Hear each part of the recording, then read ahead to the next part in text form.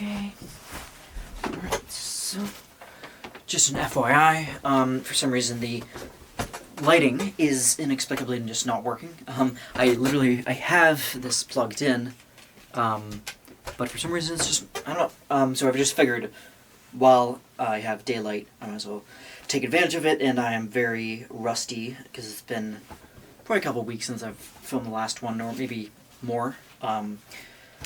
And yes, I will get my hair cut today, actually. It's the next thing on my list. And yeah, so anyway. And then another thing, I will be butchering these names in some of these. Some of them are easy, like Tango. But others, like Anonymity, is going to be tough. And but yeah, so this is Q-Teen84.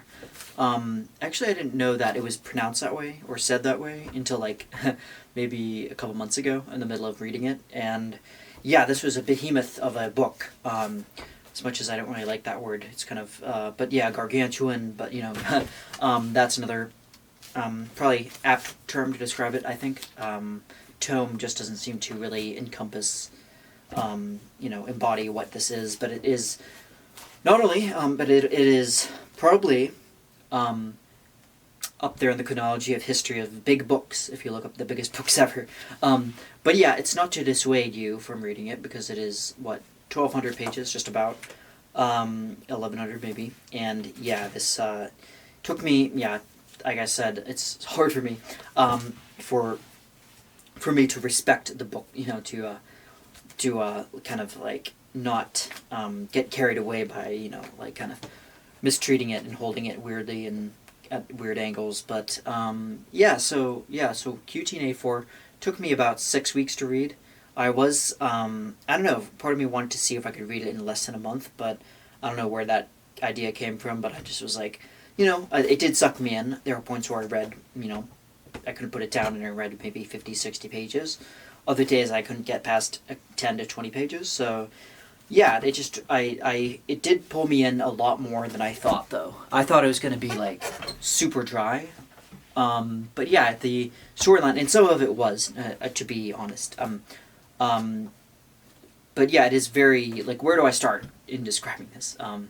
I'll try to be more succinct in this review, but we'll see how that happens. Anyway, but yeah, so it's about, we start out right in the middle of an enemy's life.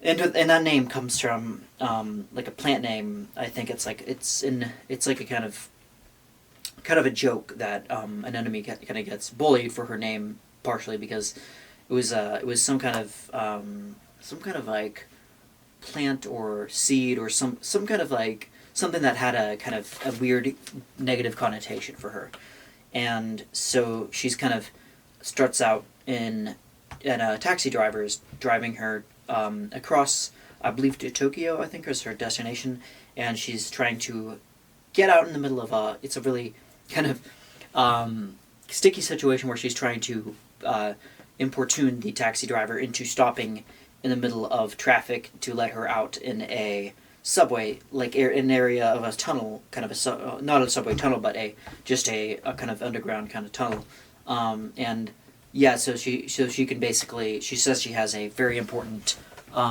meeting to attend to, and that's kind of left up in the air to like what that is, and she wasn't lying, but I had the sense that she was some kind of business lady, and that we weren't gonna really, her life wasn't really much more than that, but it's like a very kind of surreal kind of point in her life, because she's 20, but not, or she's 30 right now. And there's quite a bit of flashbacks taking place too. So after she's like makes her way through the tunnel and like goes down the stairwell and finds herself where she's trying to do, she's actually has a kind of a side gig that's made up later, spoiler alert, of where she is basically an assassin, kind of. She uses this kind of very, very small micro, almost like macrocosmic little, almost like nanotechnology, to the point it's so small that you can't even differentiate from that, and it's like she uses it on the back of the neck in this very sensitive place, and her assassinations make her, the way the kill is so clean that there's like no, she doesn't need to really do a ton of work, and this is obviously 1984, so it's taking place in this kind of, but maybe forensics wasn't quite in as good as it is today. And this was written in 2009, by the way, and just to point it out there, and Haruki Murakami's chronology in that point of his career. So so Murakami himself probably, that's probably when he was writing, kind of starting out kind of as a fledgling novelist himself. So, but yeah, so this basically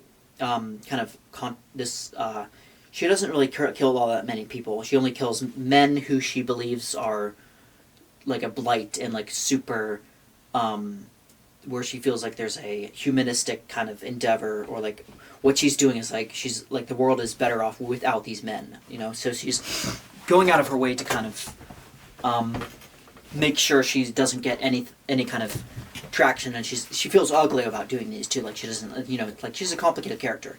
She's not just doing it because she's like killing for the thrill or whatever. But there is a kind of outlier, kind of, she like lives on the fringe of society too. And then right around when the novel starts is right when an enemy starts to realize that she is the only one, or at least the only few people that can see very strange things going on, where there are two moons in the sky. So that's the one thing, is like these oscillating narratives complement each other, because all these people start realizing something isn't quite right, I guess.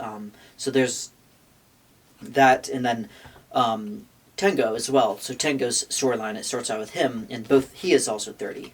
So you don't get anything much more with like what the relationship between Tengo and an enemy is, until you realize that they did meet before. So they did meet, another massive spoiler, and they met in school. So it's very hard for anyone else to kind of buy the fact that maybe that, but for both of them, they actually can't get each other's out of one another's head, because while it was 20 years ago since they last met at the age of 10, when they both were in the same school together, she did something that kind of instigated and planted a memory in him, which is like, she grabbed his hand in such a way, looked into his eyes, and that moment he kind of commemorated deep into his mind, and kind of this indelible kind of this thing that he can't get out of his head. So yeah, so there's a lot of I found that the writing was kind of, Murakami's natural kind of style of, pretty much minimal at heart. There's not a lot of verbiage, there's not a lot of loquaciousness, but there is the subject matter is quite dense, in that it's dealing with, some of the contemporary things and happenings that were happening in 1984, like, and then of course, obviously Orwell's too, is like, there was like contrasting Orwell's kind of vision of what the dystopian kind of tyrannical, despotic vision of 1984, of, truth being, there's double truth, and there's, double plus good, or there's, it's been a while since I read the book, that was like, kind of using to kind of piggyback off Orwell's idea, but it's not hinging on it in the same sense that Kafka on the Shore isn't necessarily it's not like reliant on Kafka's work. It's not like derivative, except maybe just at the title only. So I love how Murakami uses that, and kind of encoasts in kind of dovetails that idea of like, despotism, or tyranny, to the point of dystopia, to the point of like complete maddening brutality and inhumanity. And he uses that to kind of like foster this kind of new kind of thing of the religion of these people that an enemy's parents used to be a part of, and then she kind of lost contact with, and then she kind of went her own way, and then found her parents were kind of still stuck in this cult, and this cult basically plays a big part in the novel of, there's kind of a noir aspect, and just like most of Murakami's novels, there's a sense of, there's a love of kind of one might even like critique it as being snobbish, maybe, of like classical music, and like the classical music, and the composer, the Polish composer of, I think Czech or Polish. His name is darn, I can't remember, but it's right in the beginning where he's talking about Sonaforana, I think of this old kind of violin concerto. They mention the Sibelius too. Like, I grew up with that as well in my periphery, and of like the violin concertos, and but on the FM kind of the Genex. So it's in the first thing, the sentence of Anemone. Don't let appearances fool you. The taxi's radio is tuned to a classical FM broadcast. Genechex, I think it's Genechex, Sinfonietta, okay. It's probably not the ideal music to hear in a taxi caught in traffic. The middle-aged driver didn't seem to be listening very closely either, with his mouth clamped shut ahead of the endless lines of cars stretching out the elevated expressway, like a veteran fisherman standing on the bow of a boat, reading the ominous confluence of two currents. So yeah, there's a kind of a pleasant, minimal kind of aspect to this novel that makes it work. And these converging narratives never get too... I never found them to be too conflicting. I thought, like, Tango... Basically, like, kind of, if you were to make, like, a kind of story web, and that's probably... I don't know if I have the wherewithal to write, really tackle that right now, but they're... too much work, but, there's... if I were to make kind of a story kind of web, or, like, some kind of, like, chart of this, it would be like, so the characters of Anemone, Tango, and Tango's, like, his adjacent characters, like his father, and his he loses his mother very young, and then there's other things playing into it, like certain people kind of, and it's almost in a similar way that where characters start to wonder about like their past and their origin stories, and like and then that kind of defining a big aspect of where they are, and in the same way that it did like in Kafka and the Shore. And yet there's a kind of mysterious kind of noirish aspect of it too, just like a Wild Sheep Chase, where there's using this kind of menial kind of call to action of like although not in necessarily just like a Joseph Campbell kind of hero's journey way, but more in just the kind of not because I feel like that's kind of reductive maybe, but it's using it more in a sense of like a call to serviceable, like some kind of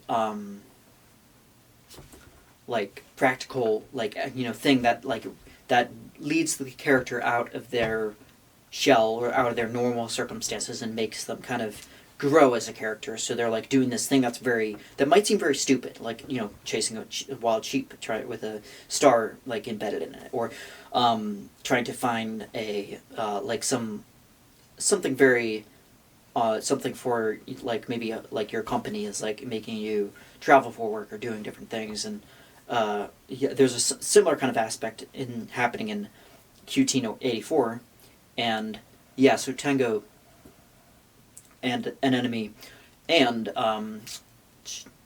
all the other kind of ancillary / like tertiary characters that kind of relate to one another are all brought to under the same kind of thing of like this kind of higher, holier, not holier, but this very kind of almost arcane, very mysterious, esoteric kind of cult.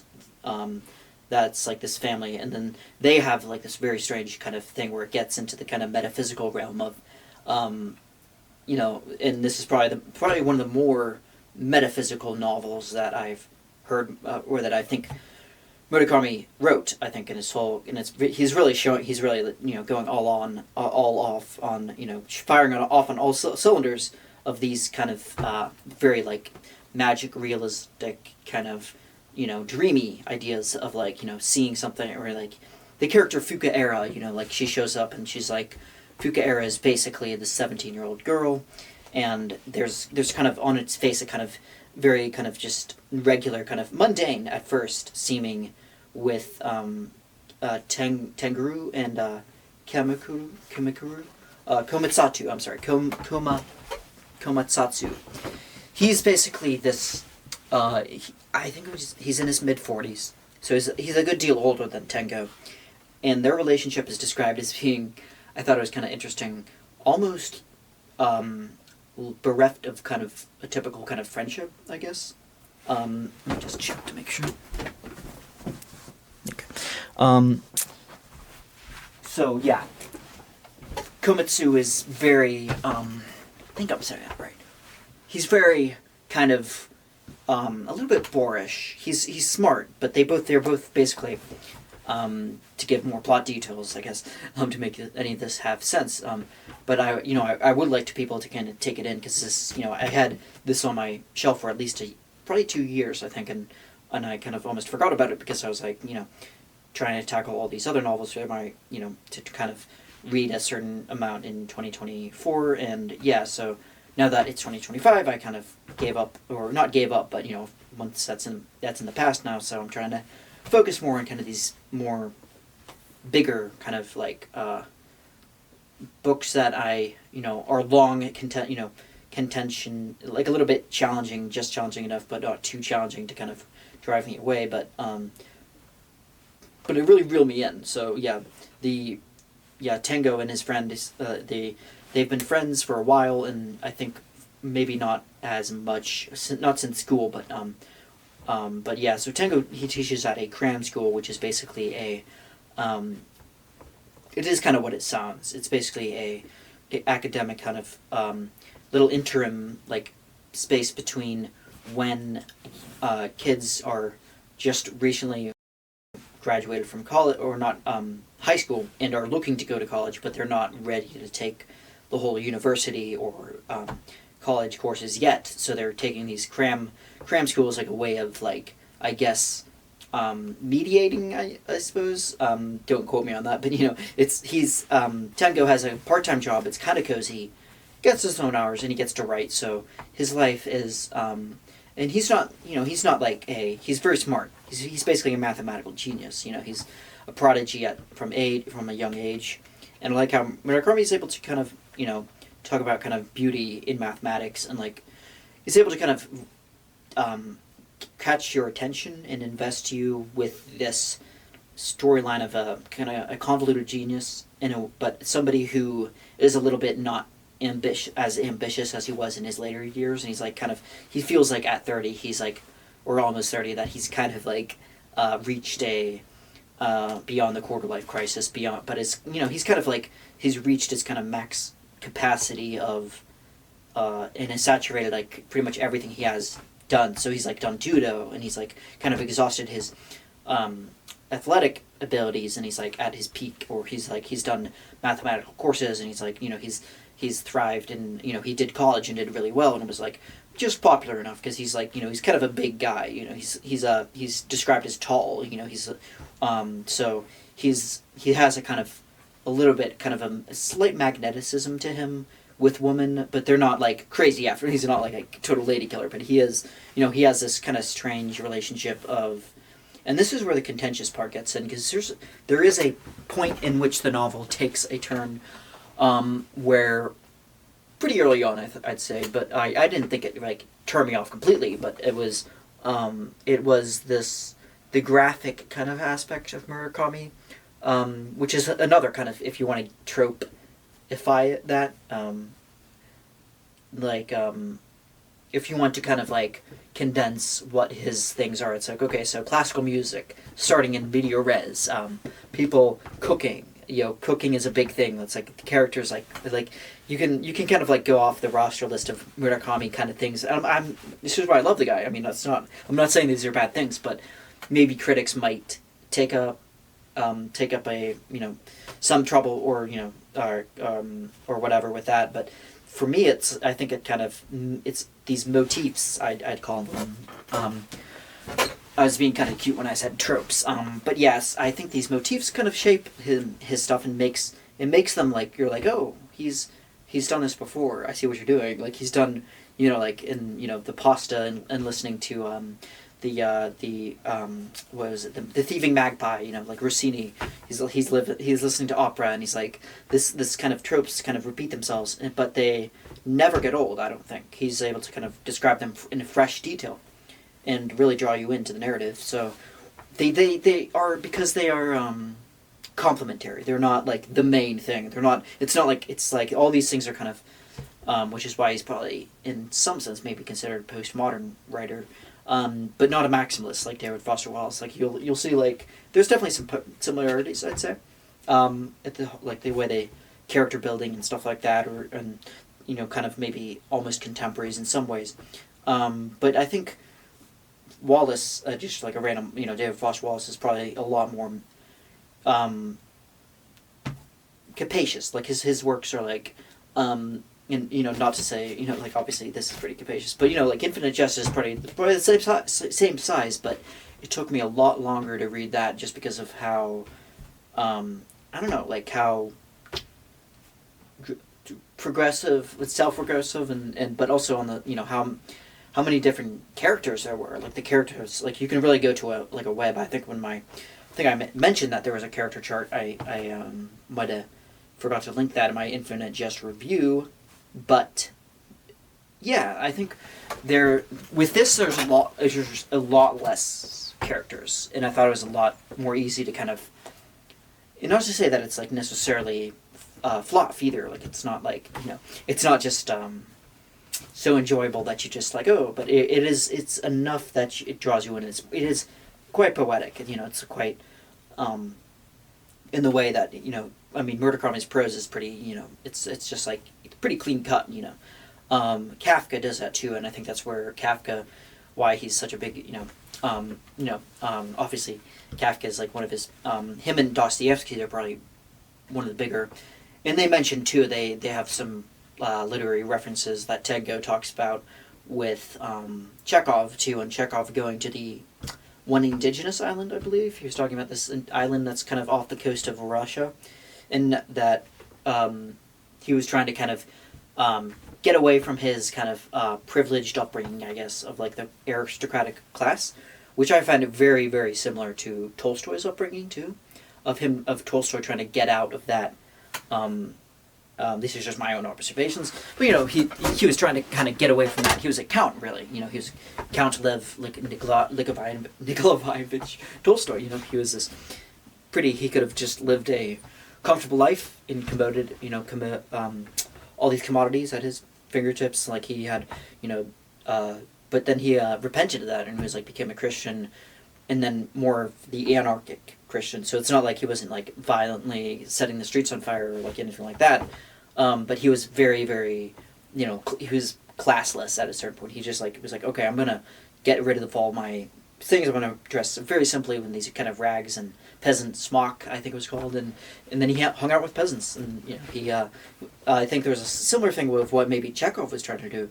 I know Chekhov was 40 years younger, I think, and he died pretty young, probably tuberculosis, I think. So he died 40, I think his early 40s. So one can only know what kind of life changes he might have gleaned from that. But yeah, he was trying to kind of get away from that, and I think Dostoevsky might have had a slightly similar. I think, but I don't know if Dostoevsky, he never came from upper class wealth, or even though they owned even though they owned serfs in Tsarist Russia, I don't think when his father died, that when he freed, I think like all the serfs, it was a kind of a, people were crying bloody murder, because I think one of the serfs actually plotted against him and murdered his father, and that's what Freud was talking about in Dostoevsky and Parasite, is like why this the killing of one's parents, or especially father figures, like very kind of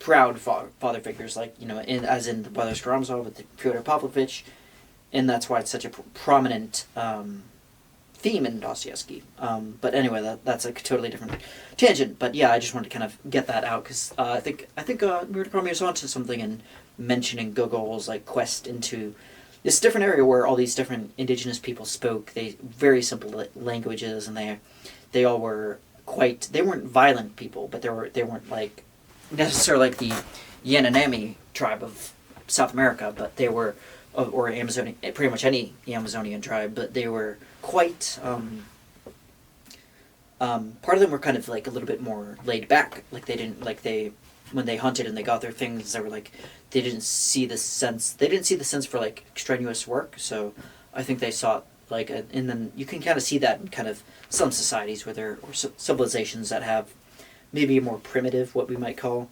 but that just might be our kind of like elitist kind of way of looking at things. But anyway, so Tengo is basically writing this book, and it's called Air Chrysalis, and it's a reworking of Fuka Era's, and Fuka Era is the 17-year-old prodigious, but she's also weirdly interesting because she's like, she has like a kind of a learning disorder, and people throughout the novel call her like a little slow. Komatsu says it like right off the bat. Like we hear about Fuka Era, I want to say maybe 20 pages in the novel. Don't quote me on that, but yeah, basically it's this very interesting kind of thing with her is that she's gleaned something that's like she's not really super well versed with words, and she always talks to the other characters like Tengo, and especially with their interactions. She always talks to him like as if everything is a question, like you want to talk to me about Air Chrysalis, like it's like everything has to be kind of poised as a question. So it's like very interesting, kind of dynamic, excuse me. But I liked that there was her character was pretty complex. I felt like she was probably the most complex among them because she didn't quite have the weight of all the maybe hang-ups and stuff that an enemy had, but she was a lot more youthful, but she also had a kind of old soul kind of aspect to her where she was like very she's I think schooled at home because I think people ended up kind of bullying her at school as well, and then I think with she ends up writing Air Chrysalis with her one of her friends from school, I think, and they she right off the bat says that she didn't write it at all. She didn't like sit down because she like can't write, but she's also she's like almost a savant in the sense that she's capable of memorizing long like very extreme kind of like sections of novels, like so like for example like the Chekhov point where he's talking about that, she's like able to memorize this one like samurai kind of era novel, I think, of like memorize like these like long there's actually points where you can actually read where she's reading out loud and these like very long capacious pieces, and then it's like committed to memory. So that's like a very kind of shocking part of her that you wouldn't really expect. Check real quick.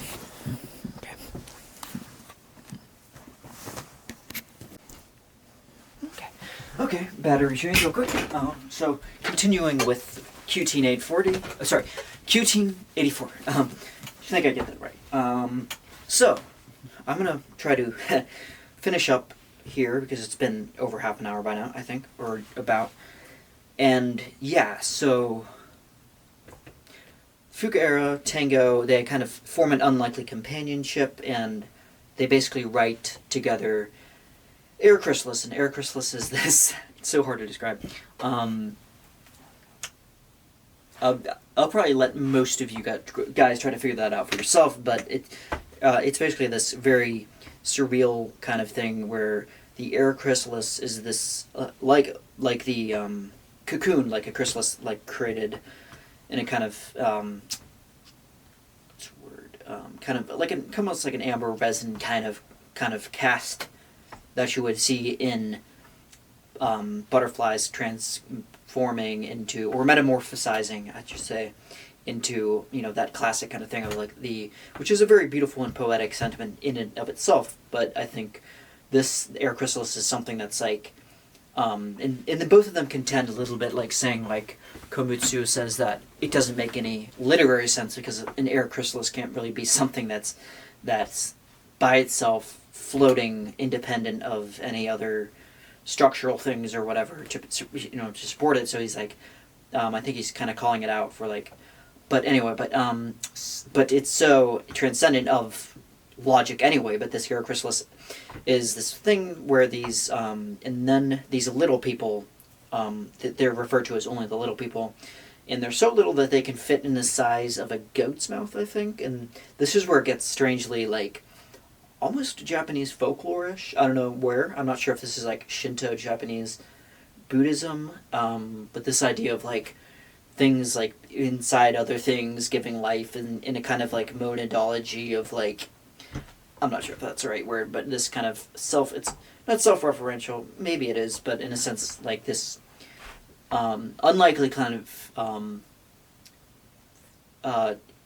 of like rebirth comes from this air chrysalis, and it like is able to birth this these little people and like from the mouth of these goats, and it's kind of this birthing process. And then that whole thing is like tying off is like completely drawn straight out of the horse's mouth from this cult type society of these people that they're called like the believers, I think, the new believers. I can't remember what they call them. It's like he calls, but they call them I think the New Life Church or something. And this is where we go back to the flashbacks of Anonymity, where she's like trying to, she's forced to kind of proselytize for them and, and walk around with her mother. And then that kind of ties in with Tengo too, because Tengo's also forced, because his father was kind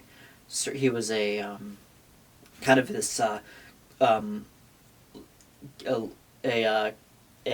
subservient kind of guy that worked for the Japanese, and I think it's called the NKH, I think, the thing, which is basically, it's a subscription fee that for your telephone service, and I think your cable. It was your cable, or it might have been both. But yeah, so he's going around Tengo's father, and he's also being forced to kind of like walk around and follow his father around, and he has a.